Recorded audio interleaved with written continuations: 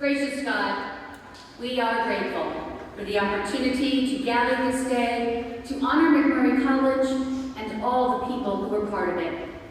Hold us tight through the tears, laugh with us in our joys, and keep us mindful of the path you have guided us on that has led us through MacMurray. Amen. Please be seated.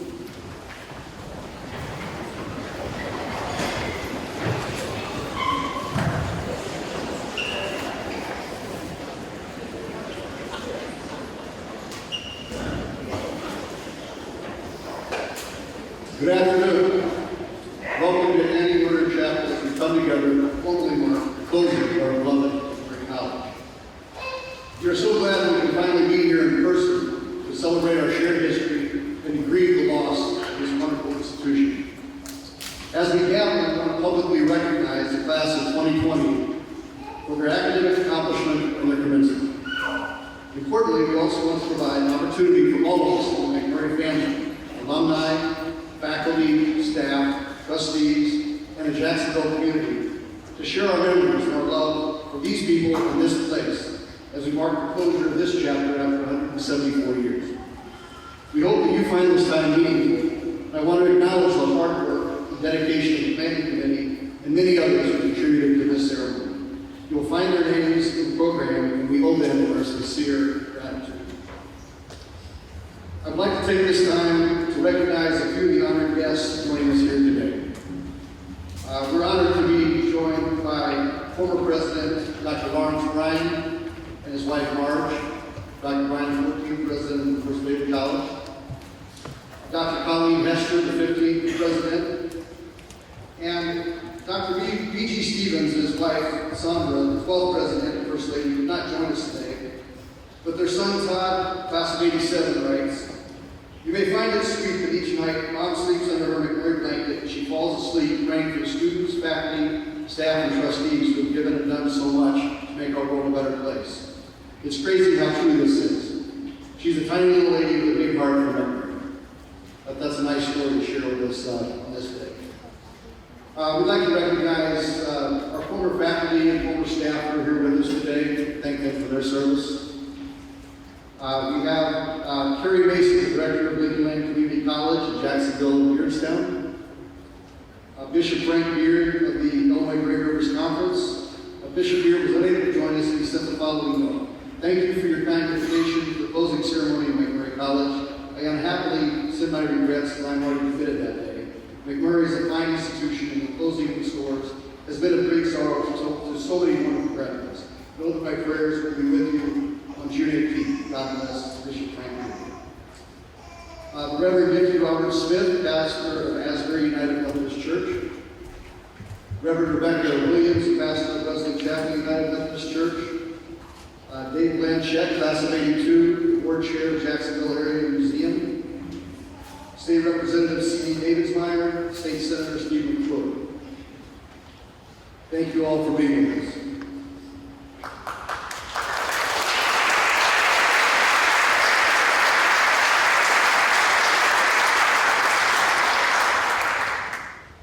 When this college was established, it was established as a college for women by the Methodist Church. Not long after it was established, the college adopted a school song, "Hail to MacMurray." Let's stand now and join with those generations of women and men who have sung that.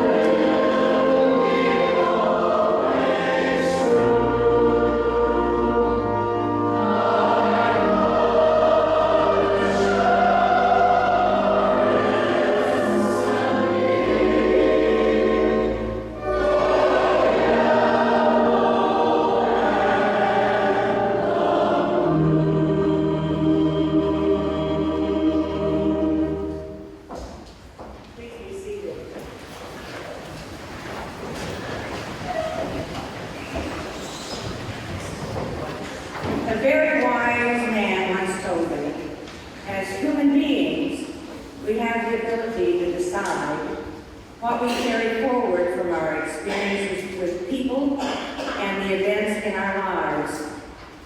As I have witnessed those participating in this emotional weekend, I have seen the strengthening and renewing of relationships, the sharing of memories, of special friendships started in this special place.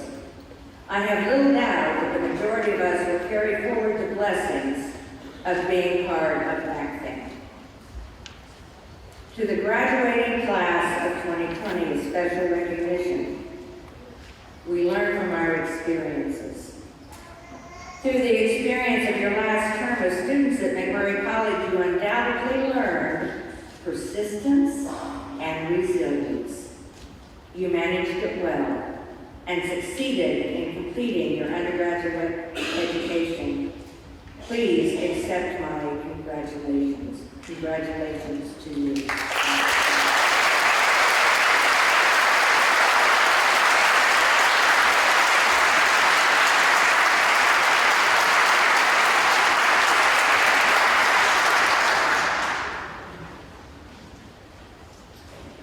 A reading from the Old Testament prophet Isaiah.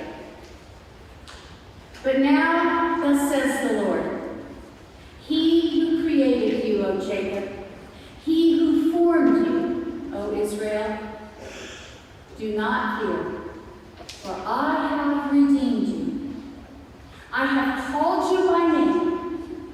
You are mine. When you pass through the waters, I will be with you.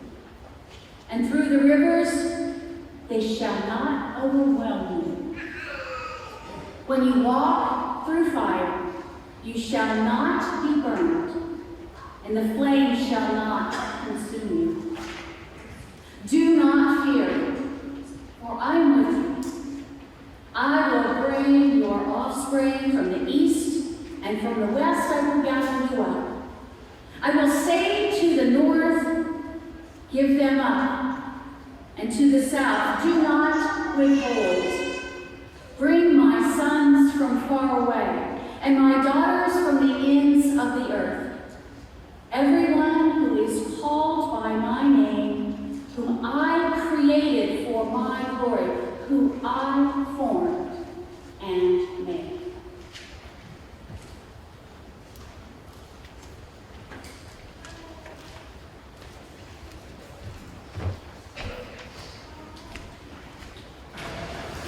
This is the place I began. So much good happened here. Truly. I met my wife and figured out what I wanted to do. It was a safe harbor of sorts where I was allowed to have all kinds of new experiences. Many guided by folks much wiser than I. I got to hang with all kinds of people, different people, encountered entirely new ideas, had many of my hopes and dreams set here. They came true.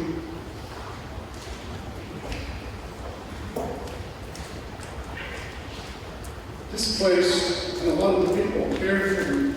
I'm still linked with all today. Including the buildings, the trees, and it will always be with me. I'm still in touch with my lifelong friends, and for me this place is as close to anything I could ever call holy. It is also simply beautiful. How many places like this in the world have ever existed? Trying to do good for so long, for so many people. I appreciated all of this and knew even while attending here. I would go to the library and check out a book that was last checked out in 1935. And wondered who they were, what they were thinking, and what they were facing. What happened to them? What happened to me? To walk into that library, open all kinds of books, filled with quiet space, giant tables with pictures of old presidents, all for me to contemplate was special. I've traveled far and wide and met so many people who have similar feelings. That this place wasn't just special, and that it helped at a very open and vulnerable time. of our lives.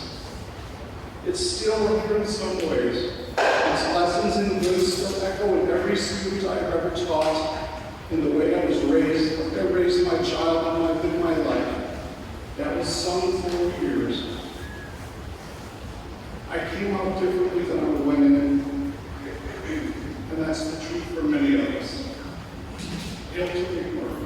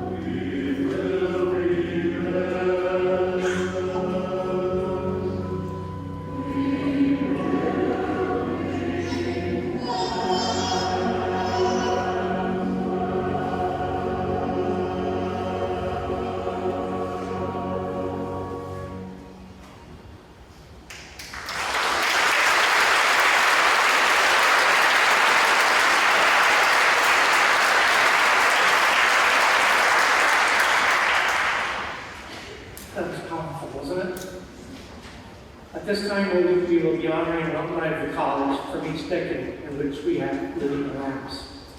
Believe it or not, we begin with the 1940s. The MacMurray College of the 1940s, having been named in honor of Senator James MacMurray in 1930, benefited by the ongoing generosity of Mr. MacMurray.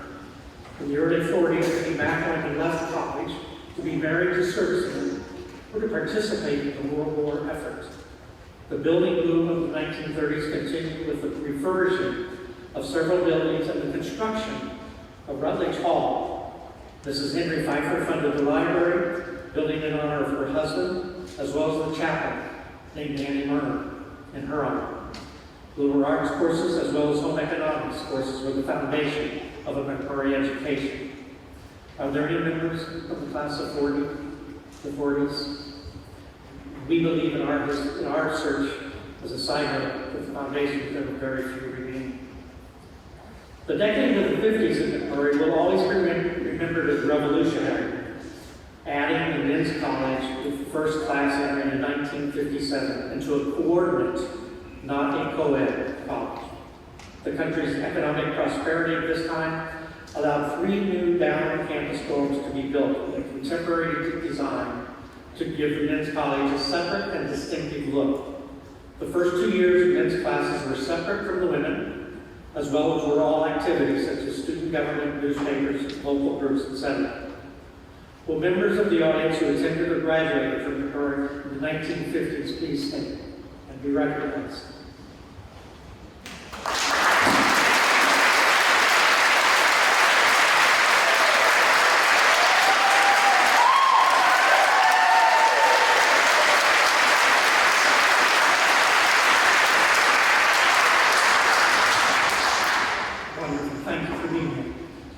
The decade of the 60s was a huge growth time for colleges and universities. The max enrollment was at its highest with over 1,100 students.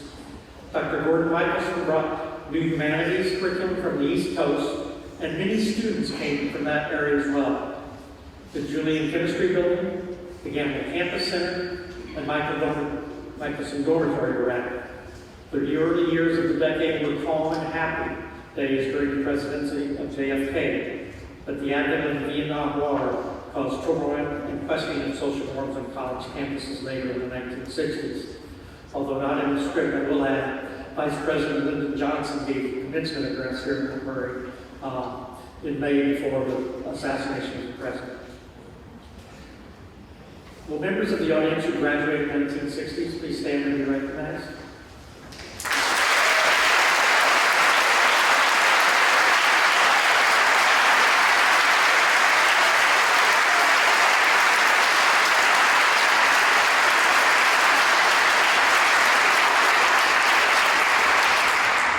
With the increase in student protests across the country after Kent State in 1970, changes came rapidly to the Mac campus.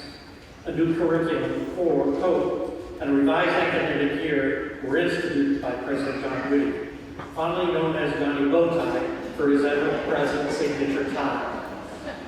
Early requirements such as required chapel services were dropped.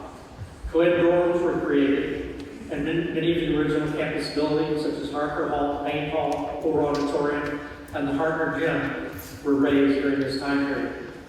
A highlight of this decade was the success of the soccer team, which went to the NCAA Final Four twice, placing 4th in the nation each year. Will members of the audience in the 1970s please stand and be recognized?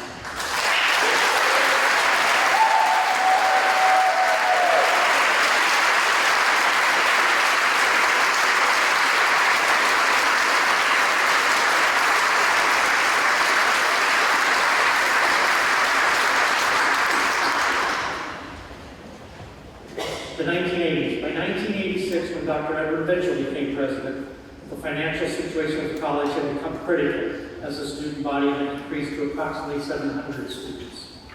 By making difficult cuts in all areas of the college, a financial recovery occurred. The largest majors were service-oriented, such as education, social work, nursing, and criminal justice.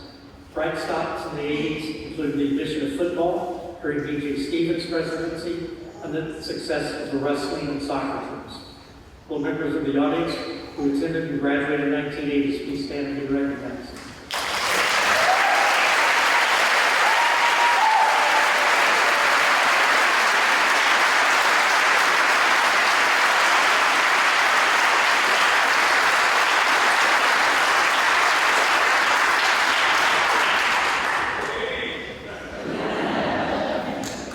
The 1990s. A highlight of the 1990s decade was the celebration of MacMurray's centennial in 1995-1996, with the college being in the ranks of only 4% of all U.S. colleges at that time to reach centennial.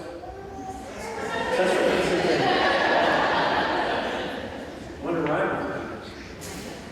The motto, shaped by our past, confident in our future, became a rallying point for many years. Other highlights of the 90s were the major renovation of Jane Hall, financial support of major donors, and the accreditation of a strong social work program. Will members of the audience who attended and graduated from MacMurray in the 1990s please stand and be recognized.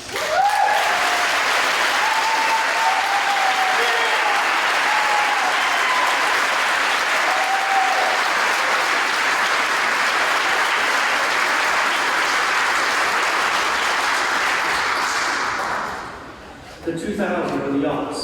A strong focus carried from the 90s was a new emphasis and respect for diversity in LGBTQ rights and developing awareness and acceptance of individual differences. One of the high points of this decade was a capital campaign, Points of Excellence, created and funded by the trustees. This program sought input from all campus entities, faculty, staff, and students in making immediate, visible improvements to the campus and departmental needs. The Putnam and Springer Art and Music Building was erected during this time frame and was the first major addition to the campus in over 25 years. Will members of the audience who attended and graduated in 2000 and the aughts please stand and be recognized.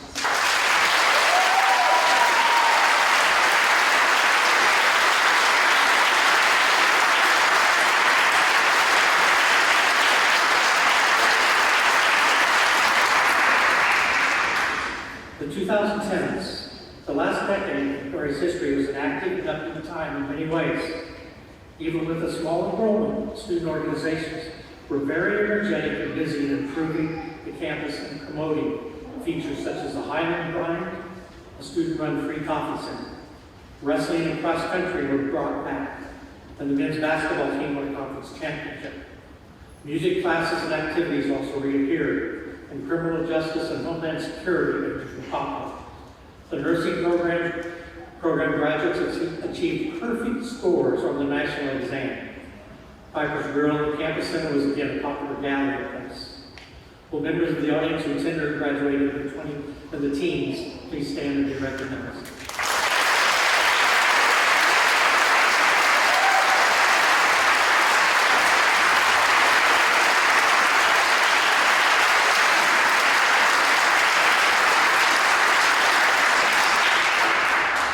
The 2019-20 academic year.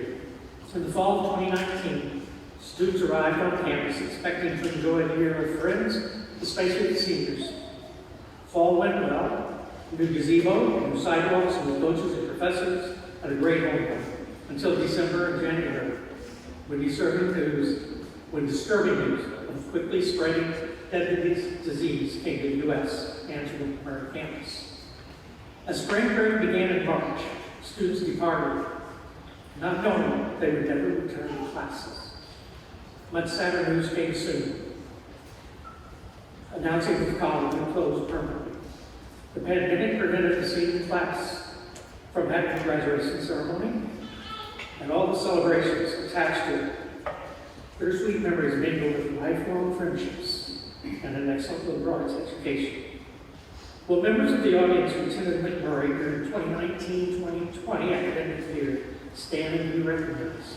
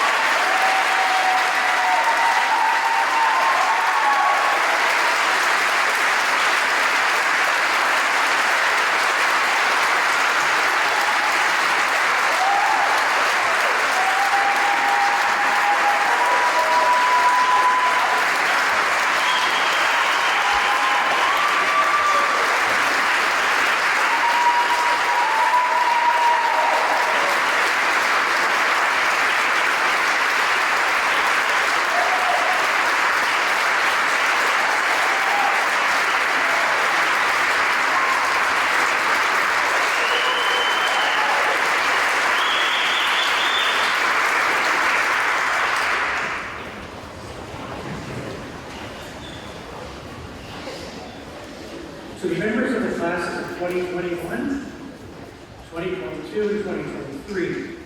Please know that you will ever always be considered belongs to MacMurray College, and will ever always be included in all MacMurray Foundation alumni activities. This brings us to the class of 2020, the final graduating class of MacMurray's history, who was denied a graduation ceremony because of a global pandemic. We honor you now, beginning with words from two speakers chosen by the class in spring of 2020. We will hear first from Alexis Moore, followed by Charles Blake.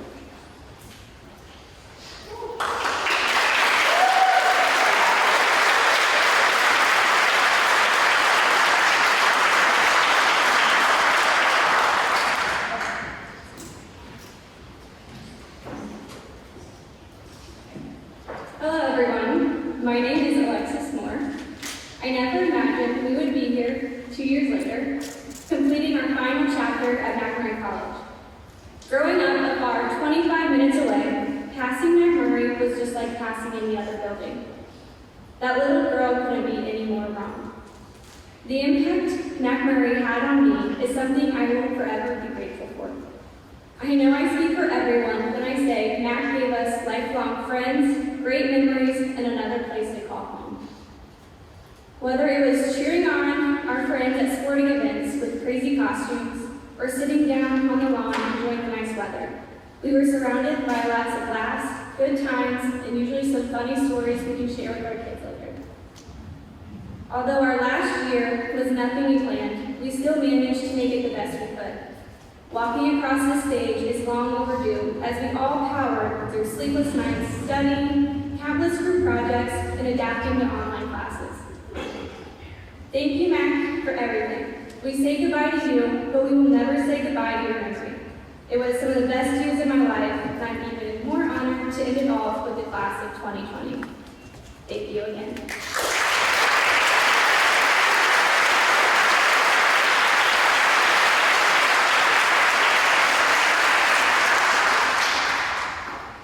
Hello, everyone. My name is Charles Brock. For those that know me, my name is Chuck. I graduated in the craziest year that has happened in my lifetime. 2020 was supposed to be one final blowout for me and all my classmates to enjoy college. Unfortunately, it was cut short. But who can complain about not having to go to classes?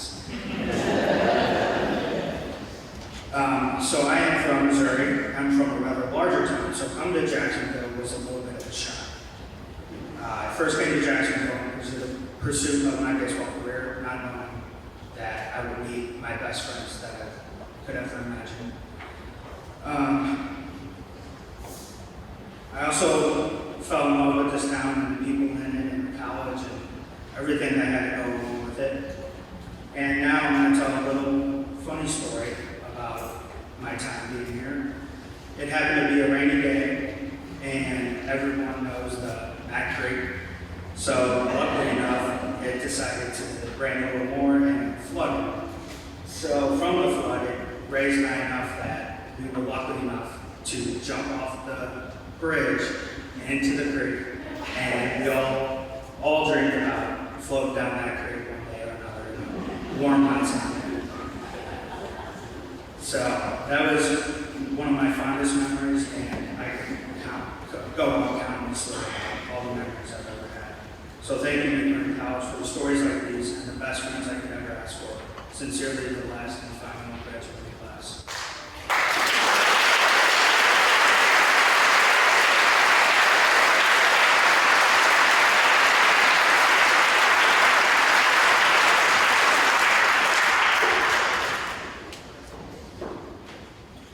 So now for the fun part.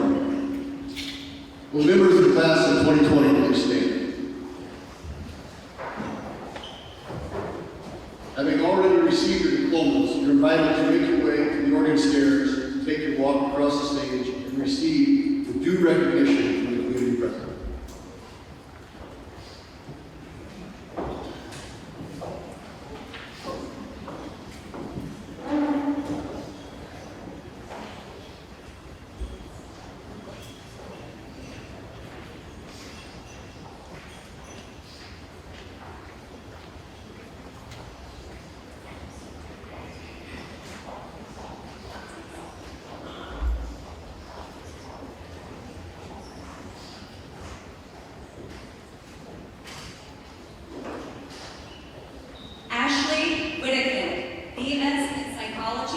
magna cum laude, Gloria.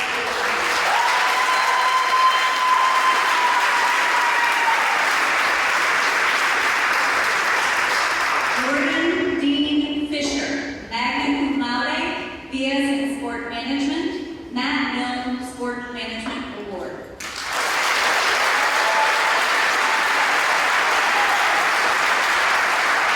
Alex Lee Hafliger, BS in Homeland Security, a BS in Criminal Justice, summa cum laude, the Gwen Livingston Pulcora Award, Criminal Justice Department Award, MacMurray College Honor Society.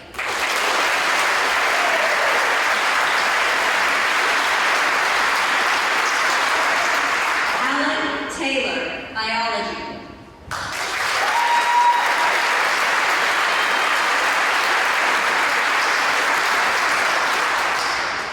Hunter Martin, major in Data Analytics, Troy, Missouri.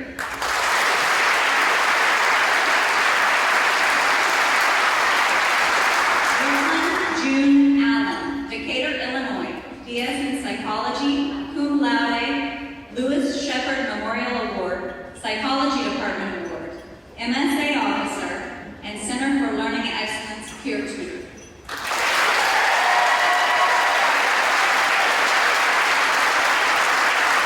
Megan Evans, Bachelor of Social Work, minor in Psychology, cum laude.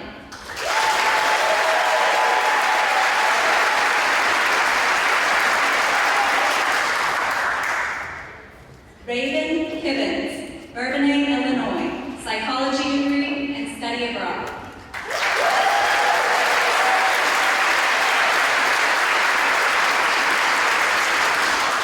Allie Morton, BS in psychology and cum laude.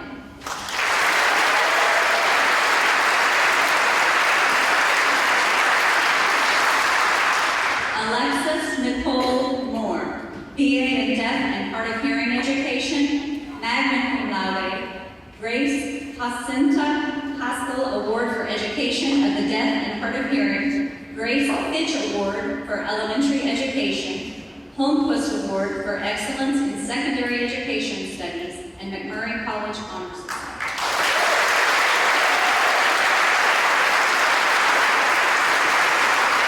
Charles Croft, St. Charles, Missouri.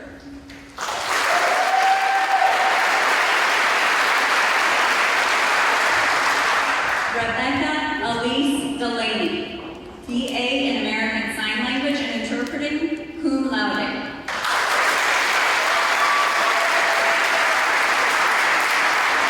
Michaela Milligan, cum laude, ASL Interpreting, Lockport, Illinois.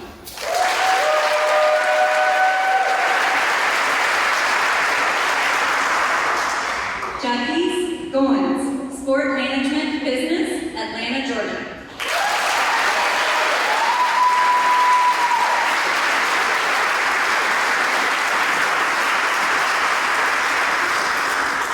Anagi Hernandez, Business Administration, Beardstown, Illinois.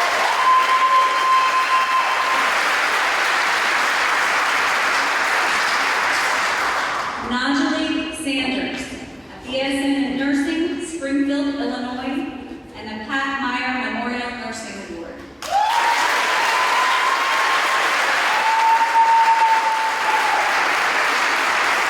Columbus Bradbury Jr., Sport Management and Business Administration, Chicago, Illinois, Operation 4.0.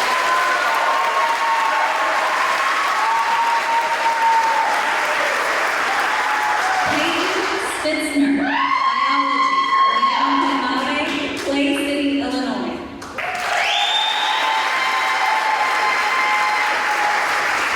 Jacob Stammer, BS in Criminal Justice, Bunker Hill, Illinois.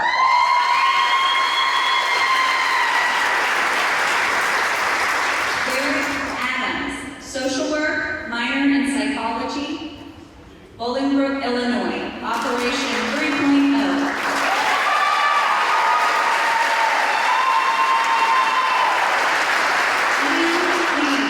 BS in Business Administration and Sports Management, magna cum laude,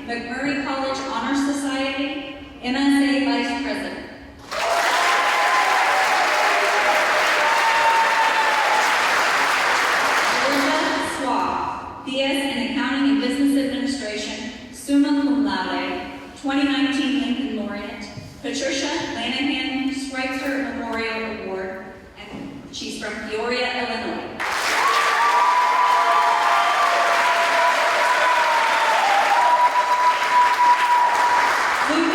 Sechrist, Business Administration and Marketing, magna cum laude, Sigma Beta Delta, MacMurray College Honor Society, MSA President, and the Van Hook Outstanding Campus Leadership.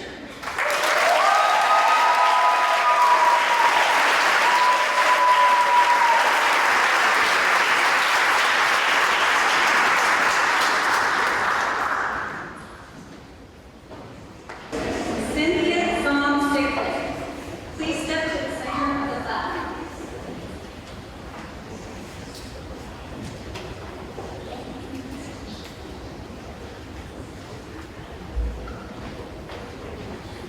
Cynthia Zong Siegfried, MacMurray College salutes you. You received your bachelor's degree in psychology from MacMurray College in 1968 during a time of uncertainty and unrest in our world with the Vietnam War, racial conflict, gender inequality, and political turmoil. During your years at MacMurray, you met your husband, Jim Siegfried. He was a basketball player and earned a degree in business and economics at Mac. You were married June 15, 1968, and moved to Lakin, Illinois, where Jim taught 5th grade and coached the boys basketball team at Mid-County Junior High School. Following the birth of your daughters, you, Jim, and your young family moved to the Memphis, Tennessee area where you reside today, and you threw yourself heart and soul into parenting your girls. When your husband was diagnosed with stage 4 cancer in 2002, you approached his diagnosis with the same intensity that you put into parenting. As an avid reader, you delved into every book or medical journal on lung cancer, caregiving, managing stress and chronic illness, and nutritional rehabilitation after surgery and chemotherapy. You became an expert in these areas. You supported your husband through 10 recurrences of lung cancer over 16 years. As you cared for him, your emails to friends and family to keep them appraised of the emotional aspects of the ordeal grew into a blog, and that evolved into your book, Cancer Journey, A Caregiver's View from the Passenger Seat, which was released in 2009. The book was listed as the #1 bestseller for cancer support on Amazon in 2010. After the publishing of the book, you and your husband hit the speaking circuit, providing help and hope for individuals facing catastrophic life events. You continue to write as a freelance writer, contributing to periodicals and publications such as Significant Living, In Touch, Chicken Soup for the Soul, Coping with Cancer, Today's Caregiver, Nostalgia, A New Heart, Today's Christian, and Breast Cancer Wellness Magazine. In 2003, you and Jim founded Faith, Facing an Illness Through Him, a support group for caregivers and their loved ones facing cancer. This group has helped hundreds of people through local meetings and online support. Since 2003, you have been an ardent advocate for lung cancer awareness and for cancer caregivers. Based on your contributions, you were selected as the 2011 Caregiver of the Year by Longevity, a nonprofit organization dedicated to the treatment and prevention of lung cancer. You are now a popular speaker who offers hope and inspiration to those touched by catastrophic disease. You use your psychology degree from MacMurray College to help others through these challenging health situations. In 2013, MacMurray honored you with the Community Service Award for graduates who have distinguished themselves through outstanding volunteer service to his or her community. Both you and Jim were ardent supporters of MacMurray and were one of the first personal visits made by then President Mark Tierno on the Mac Nation tour. You are proof that MacMurray's tenets of knowledge, faith, and service did not fade when the going got tough for you. Rather, you stepped up to her game, so to speak, and to this day continue to be an advocate for others going through a cancer diagnosis, whether patient or caregiver. Your quest for knowledge of your husband's condition, your careful notes of what it's like to be a good and caring caregiver and advocate constitute a knowledge base you never had, but when pressed, sought with zeal. The faith group you and Jim began for yourselves and for others demonstrates your ongoing and unshakable faith in your God and your desire to be of service to others. Your publication of Cancer Journey, a Caregiver's View from the Passenger Seat shows your determination to share your knowledge with those people going through the same experience, and your continuing blog even shows your commitment to be of service to others. You are known for your brilliant mind. You are one of those people whose eyes are constantly tracking because you are forever analyzing, evaluating, and scrutinizing. Cynthia Zong Siegfried, you have made your alma mater proud, and we are delighted to present you with the degree Honorary Doctorate of Humane Letters, with all the rights and privileges appertaining thereto on this 18th day of June, 2022 in Jacksonville, Illinois.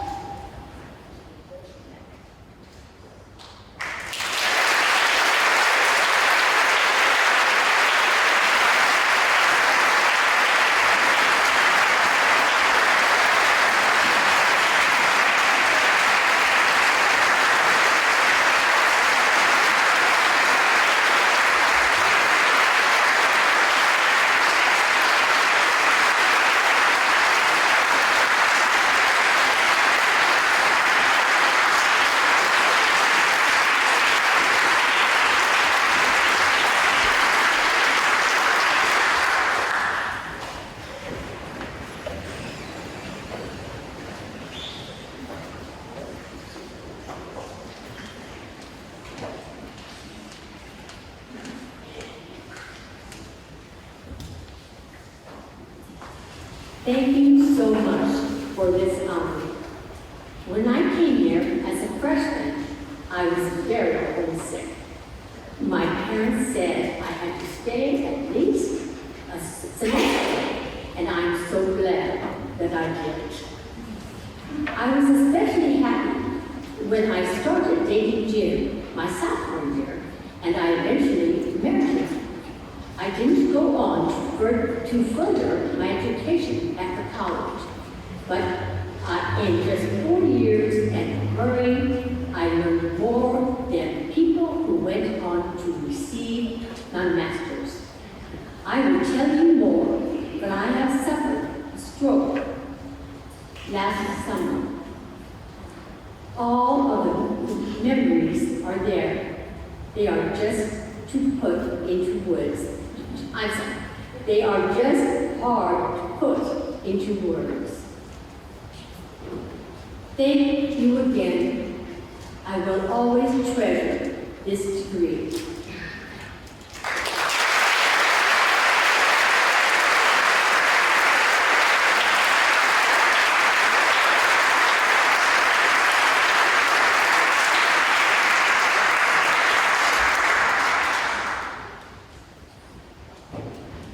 Dr. Alan Preston is a native of Des Moines, Southern Illinois. He graduated summa cum laude from MacMurray in 1968, majoring in history.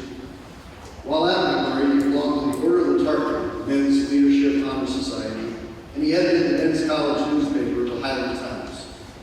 After 3 years of military intelligence, including one in Korea, he went on to Harvard University and earned both a master's and a PhD in history. His professional career was in financial services. He was a senior executive of leading institutions in both New York and Boston.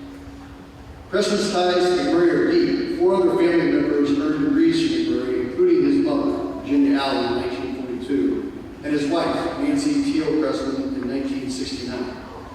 Allen joined the Board of Trustees in 1993, served for 19 years, including the final 9 as chairman before retiring in 2012. On that occasion, the college bestowed upon him the Honorary Doctorate of Humane Letters.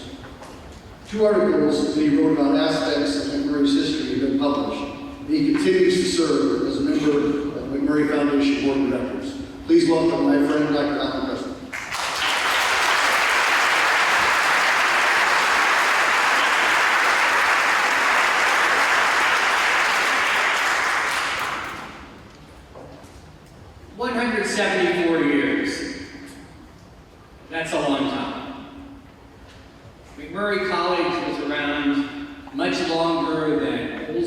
Oldsmobile, Pan Am, Lehman Brothers, Polaroid, or the Illinois Central Railroad. More than twice as long as the Soviet Union existed. Or for that matter, much longer than Acme Steel, the company that James D. MacMurray founded in Chicago. 174 years. A good, long, successful run. Thousands of students and hundreds of faculty and staff walked this beautiful campus.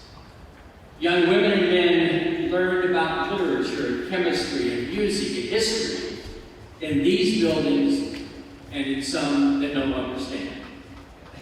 They made friends and discovered community in these residence halls and on these athletic fields. The school was founded right up the street in 1846. Peter Akers was a celebrated Methodist preacher and intellectual of note. Peter Cartwright, an acquaintance and political rival of Lincoln's, was a rigorous, righteous man of the cloth. A friend who knew both said that Cartwright was the greater organizer, Akers the greater preacher. Cartwright was a man of affairs, Akers a man of books. Cartwright had superior force, Akers superior dignity. They complemented each other well. There were others who pushed for the creation of a school for women, none more forcefully than Reverend James H. Dickens, a member of the Illinois Conference. The principal founders had a vision, somewhat quaint by today's standards, but ambitious for the time. A vision of young women, educated, refined, and fit to take their place in the world, ready to become proper wives and mothers, ready to become fine teachers. Over the ensuing decades, obviously, this vision broadened and deepened. The Illinois Conference Female Academy, the first of our school's 6 names, was very small and only taught primary, elementary, and secondary level students. Although the first collegiate courses were added in the 1850s, it was another half-century before the full accredited 4-year collegiate program was in place. A college is built on the shoulders of many people. Dedicated and caring instructors, coaches, and advisors, and strong and able administrators, staff, trustees, and friends. They all deserve to be remembered. But 3 individuals, Joseph R. Harker, Clarence P. McClelland, and James E. MacMurray, stand out in the early development of this institution. The first is the English-born Harker, who had to quit his formal education at the age of 10 to help support his family by working in the dangerous coal mines around Durham. The Harkers came to America in the early 1870s and settled in DuPont in southern Illinois. A young Harker worked in the mines there. He also reignited his passion for learning through self-study. He received a temporary teaching certificate, left the mines for good, and by the 1880s, Harker was in Jacksonville as head of the preparatory school for Illinois College. There he resumed his formal studies and earned his degrees.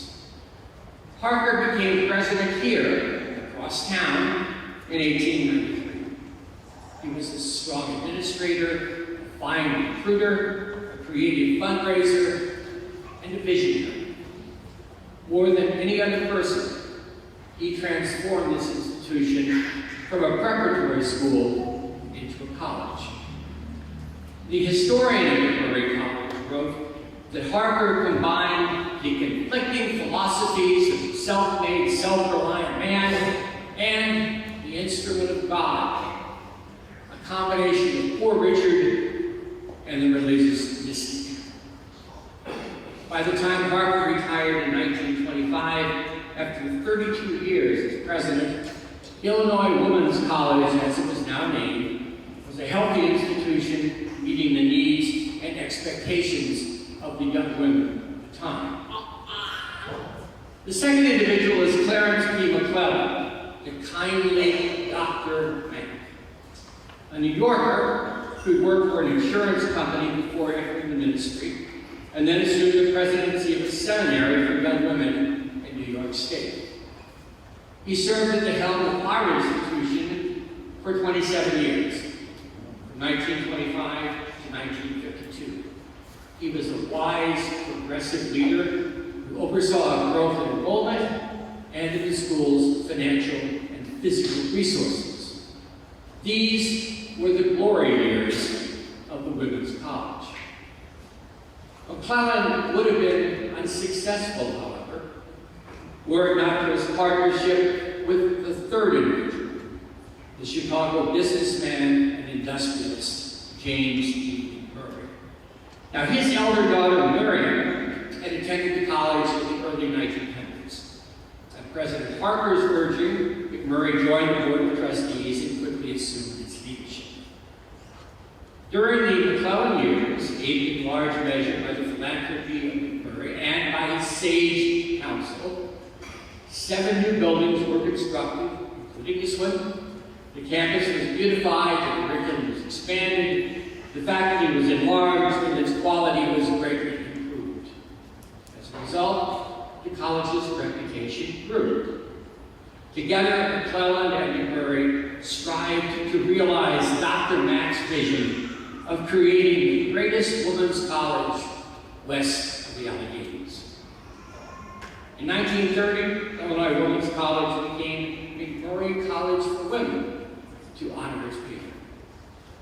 Over his lifetime and through his estate, Mr. MacMurray gave what amounts to $80 million in today's money to the college. And thousands of students over the years have reaped the rewards of his generosity. Yes, 174 years is a long time. And the college enjoyed great success and withstood much adversity. There were the fires in the 1870s that destroyed the first 2 incarnations of Main Hall just yards from here. A spark from a photographer's flash started a fire in the old gymnasium in 1929 during a pageant that tragically took 3 lives. And there were always financial crises. The Great Depression was a particularly difficult time for the college. When will times be better, McClellan lamented. But the college endured. The great 19th century lawyer and statesman Daniel Webster was representing his alma mater, Dartmouth College, in a case before the U.S. Supreme Court where he said, "It is a small college, but there are those of us who love it." That also describes Mac, a small school with great character, loved by all.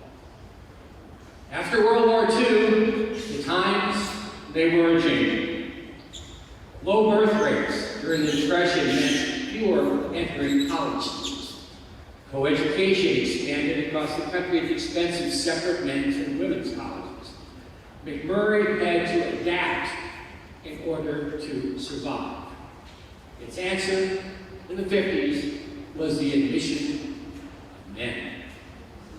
The school newspaper heralded the news. "It's a boy!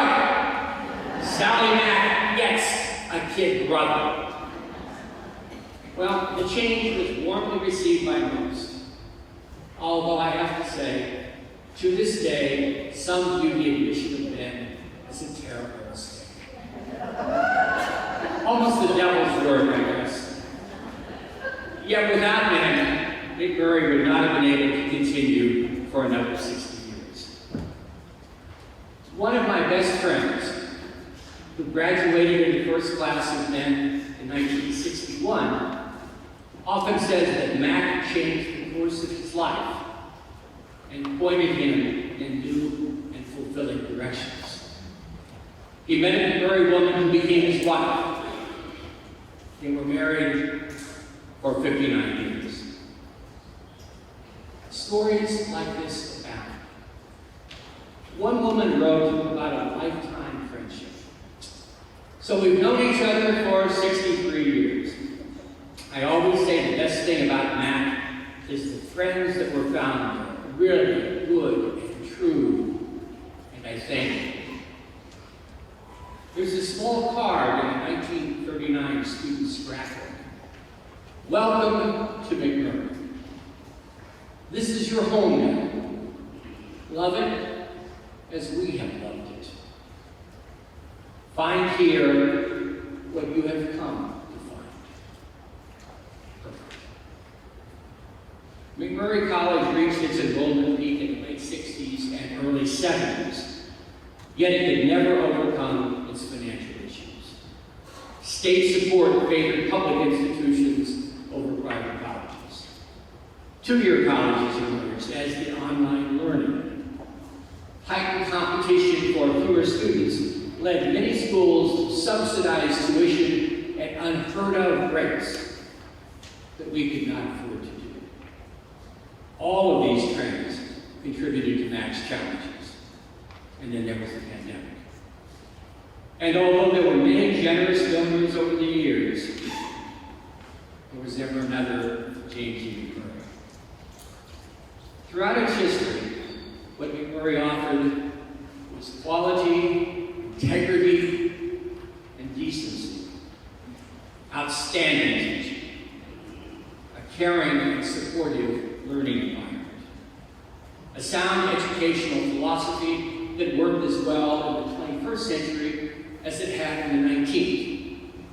And a common sense curriculum that prepared women and men well for careers and for life. The MacMurray Plan, the core of liberal arts curriculum established in the 60s, was nationally recognized for its innovation. It was supplemented by top-notch professional and career programs. Ultimately, however, the college succumbed. We are not alone. Over 75 institutions, public and private, have been forced to close their doors in just the last 6 years.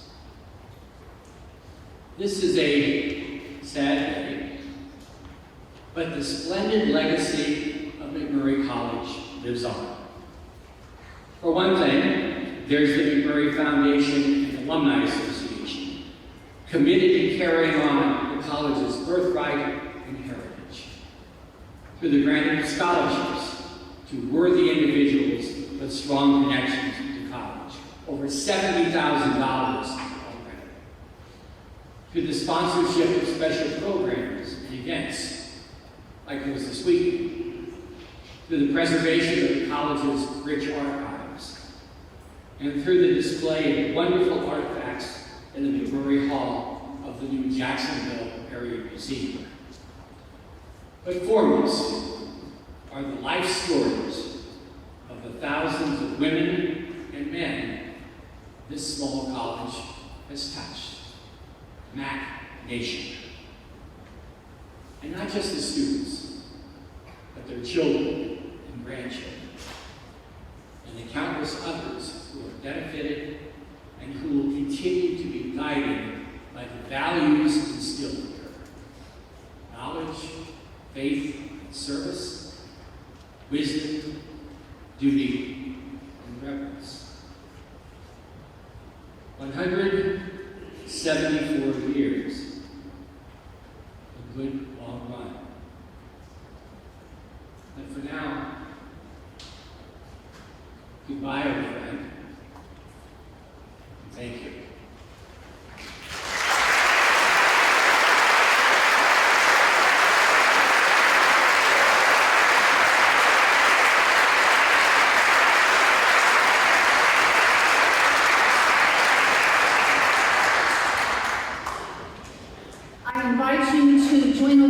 me in your program in the Liturgy of Remembrance, responding in the bold print.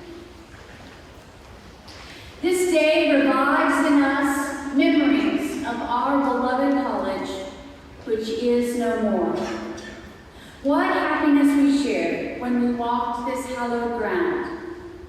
Rutledge, Jane, Katie, Kendall, Norris, Blackstock, Michelson, Parker, Old Maid, the names of the places we called home.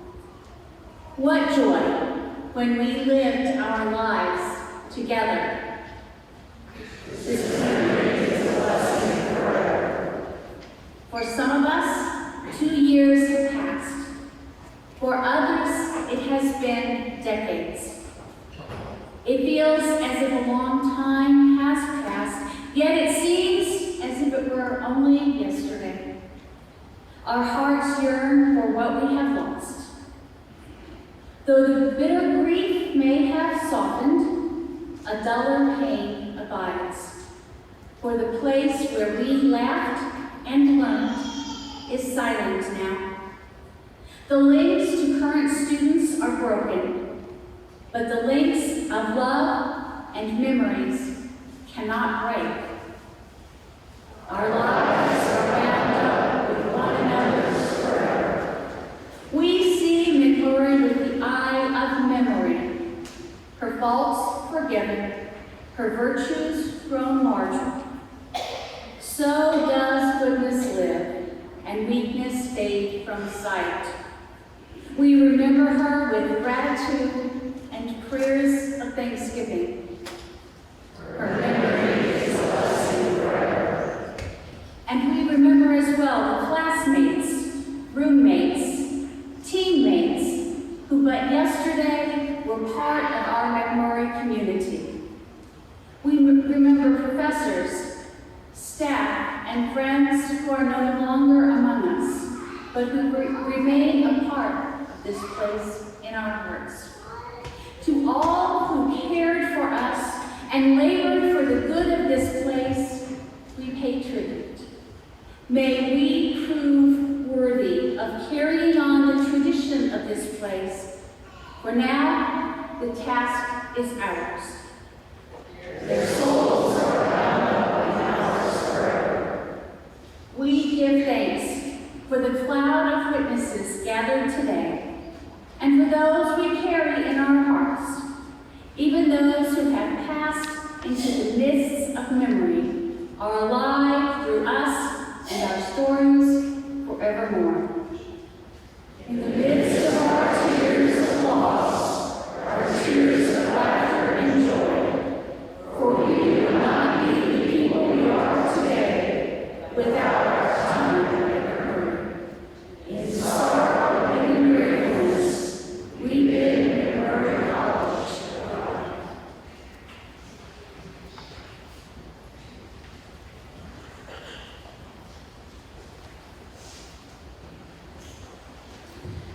Thank you, Camilla. You are so right that we would not be the people we are today without our time at MacMurray College. My relationship with MacMurray College started before I was born. My parents, Ron Burchett, who was an IC class of 1959, and Eddie McMillan, my mother, MacMurray class of, my dad was class of 56, my mother was class of 59 here. They met at MacMurray in Jane Hall on Mom's first day on campus. They dated throughout college, and they married the summer of 1959. Shortly after I was born, on March the 13th, I'm not going to say it here. I've been a few years ago. My parents received a letter of congratulations on the birth of their daughter from a woman named Mildred Davidson, who was the MacMurray College for Women alumni secretary. Mrs. Davidson wrote, "We hope she might be interested in MacMurray College in due time." Those prophetic words came to fruition in August of 1993, when I was blessed, truly blessed, to join the amazing staff at MacMurray College.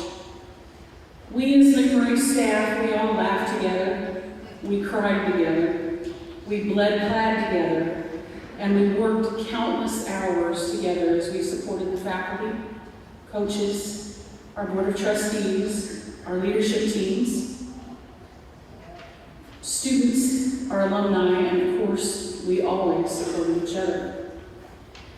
I consider myself incredibly lucky to have worked with so many amazing, wonderful, awe-inspiring people. Many former co-workers, faculty, administrators, and students have become lifelong friends. Today, for example, you notice people ushering. They're all my lifelong friends that I met here at MacMurray back in the 90s.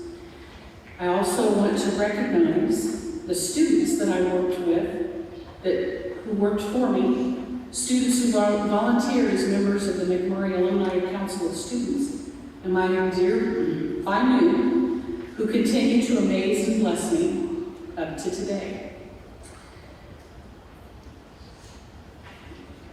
Like you, I love MacMurray College and cherish the relationships developed throughout my years here. In closing, I'd like to, sorry, I'm having a hard time up crying on the wall. In closing, as a fan of Winnie the Pooh, I want to share this from A.A. Milne.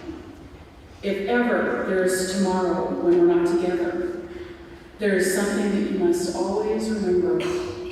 You are braver than you think, you are stronger than you seem, and you are smarter than you believe.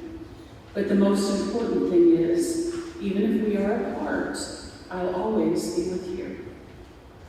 MacMurray College will always be with all of us. We are the people we are today because of MacMurray, and Mac will live on in our hearts. Yes, we will forever be part of the MacMurray family, and for that, like you, I'm sure, I'm truly grateful.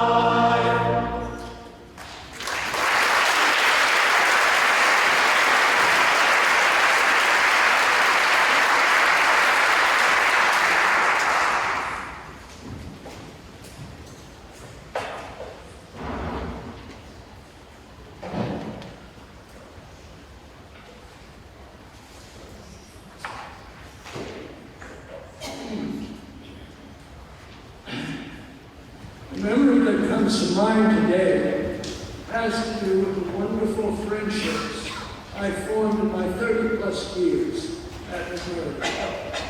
There were, of course, the great colleagues and staff members, administrators, and trustees I had the pleasure of working with, as well as the many generations of students that it was my honor and privilege to learn with. Oddly enough, I have especially fond memories of the faculty meetings we had during my early days at Mac. We were a feisty bunch, and I remember the wonderfully spirited debates and exchanges that enlivened and sometimes lengthened our otherwise businesslike meetings. We had a tradition at MacMurray called the NBA, the Noon Basketball Association. Until a few years ago, before the college closed, a group of faculty members and others would gather during the noon hour to engage in a healthy, sometimes no-holds-barred game of basketball, to which John MacMurray can attest. One day, at a faculty meeting, a computer science teacher named Rusty Berner invited more of us to join this informal league. He told us that we'd have fun just getting out and flouncing around the court. A few minutes later, under new business, one of our more amusing and unruly faculty members, Jean Laurent, of the theater department, sought to propose a motion. When asked what it was, he moved that no MacMurray faculty member be allowed to flounce within a 5-mile radius of the MacMurray campus. The motion was approved amid general laughter, but somehow this proposal never quite made it into faculty bylaws. They were great times.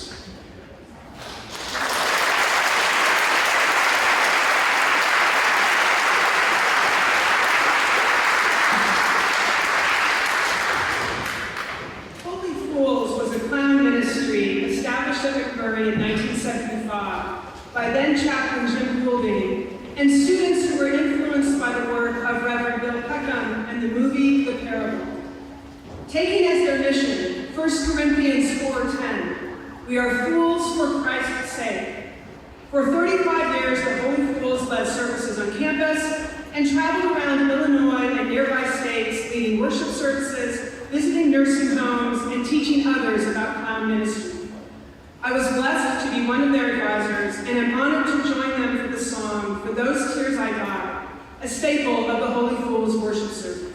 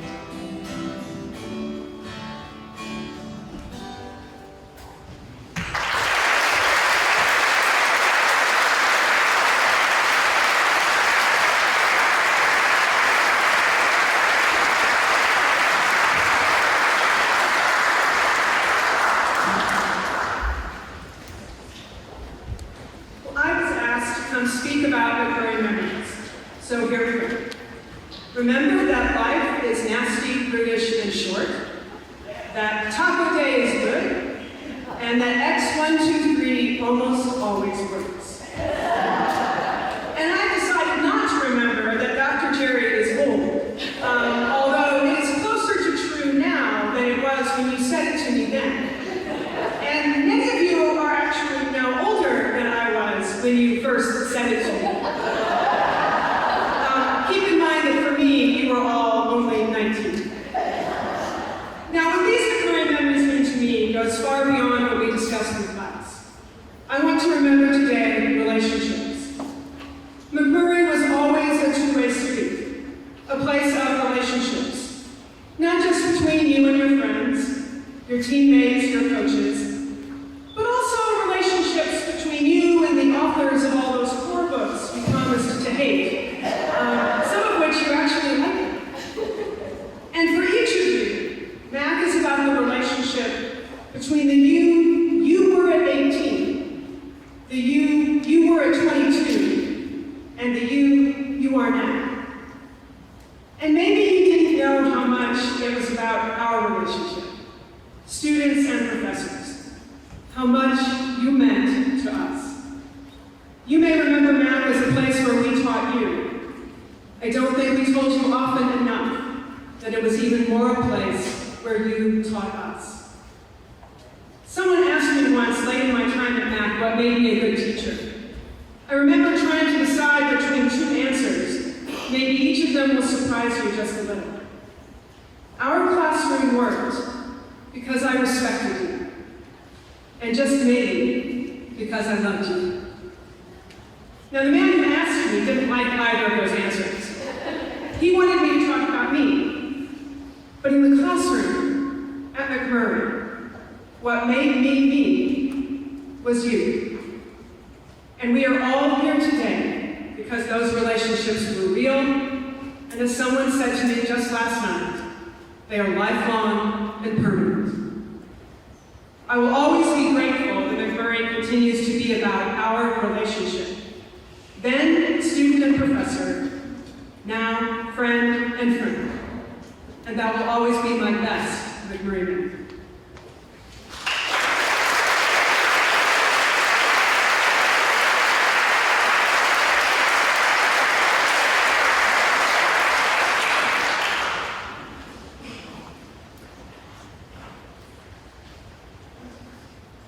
Though we may leave, and our individual voices are not heard here any longer, MacMurray College will hold the spirits and memories of those who have passed within. Mac has done much for us. We have given to it, and it has offered much in return. But now we must stand with only our memories of our time here, and look into the mirror darkness of the future. Time is not easy. Our paths are not always clear. Golden ambition of our youth, sown on a universe of hope and fear, sent us searching everywhere as we made and continue to make our mark in the world. We must be like sparks, flying upward from fires, and that building of our spirits during our time here. Sparks, sharing the fire that burns within us, teaching laughter and growth, sharing hands and hearts and hopes. We are each like a volume of good times and bad, a story filled with death and life, a gift wrapped in beauty, sorrow, strength, ready and eager to share what we have heard. And so we must go, leaving that world that has held us, shaped us, matured us. We move forward, remembering our triumphs and tragedies, celebrations and crises, failings, fears, and fun. We move forward, knowing that MacMurray College will always remain the stories to share, and we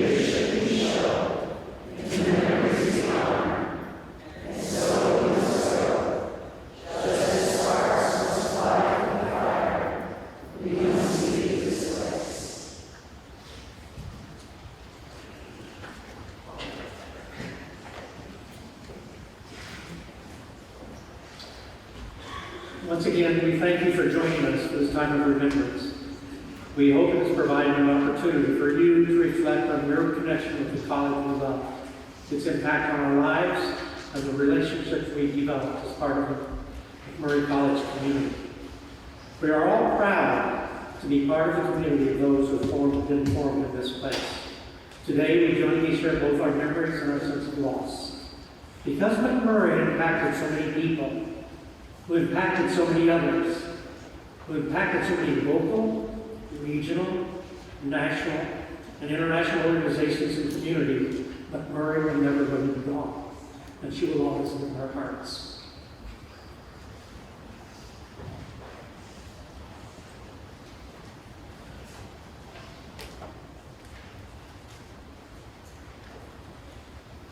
The college mace is a symbol of authority, recognizing the leadership of those who lead the college and those whom the college prepares for leadership in the world. It is used on formal academic occasions and is used to lead faculty, trustees, and other participants into and out of a ceremony. MacMurray's mace has been leading the processions in and out of Annie Murner Chapel for many years. Today it will lead us out one last time. It will then be retired to go on permanent display in the MacMurray College exhibit in the Jacksonville Area Museum. As we retire this mace, we do so in grateful remembrance of those who have led MacMurray College for the last 174 years. Let us pray. Wondrous God, thank you for all those who not only followed this mace in procession, but led us through our time here at MacMurray. May it be a reminder to those who see it at the museum of the greatness of our history. Amen.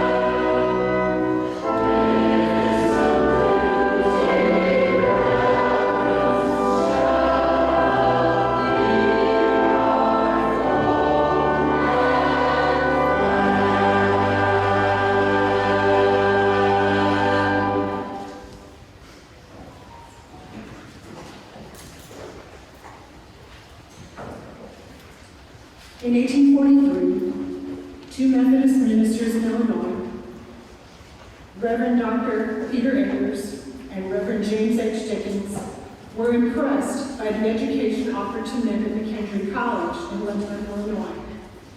They believed that educating women would not only benefit the church, as women married clergymen, but would also benefit society at large. Educational opportunities for women were non-existent in the Midwest, as women were often not considered worthy of education or capable of formal learning. Dr. Akers and Reverend Dickens worked for 3 years to gather support for a female academy in Illinois, finally convincing the Illinois Conference in 1846 to establish such an institution. In 1956, the Methodist Church took another step forward as they opened ordination to educated women alongside the men. MacMurray graduates would be prepared not just to marry someone ordained, but for they themselves to be ordained. Today, as we say goodbye to this institution established by men with a vision for the future and respect for the abilities of women, our benediction is offered by Reverend Dr. Camilla Hempstead, an alumna who not only received an education here, and went on to become an ordained elder in the Illinois Great Rivers Conference of the United Methodist Church, but is also the great-great-great-granddaughter-in-law of visionary Reverend James H. Dickens, bringing the life of MacMurray College full circle as we close this ceremony.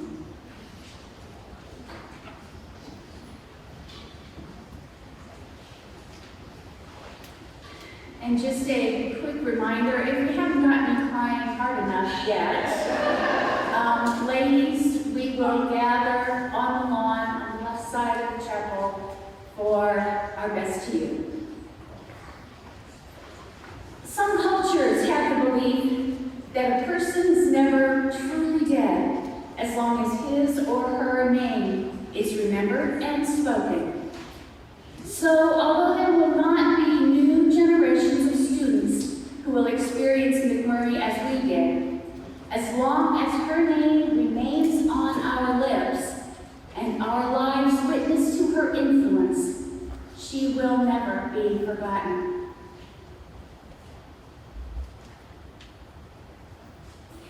The time has come to bid a final farewell to MacMurray College as an institution. Because of the visionary work of ministers in the 19th century, this institution has served so many people so faithfully well into the 21st century. We are grateful for all the blessings of God that have been showered on so many people in all these years. Let us go now into the world, grateful for all that God has done for us and filled with hope for all that God has yet to do with us. May the Spirit of the living God lead us, guide us, and bless us all the days of our lives. Amen.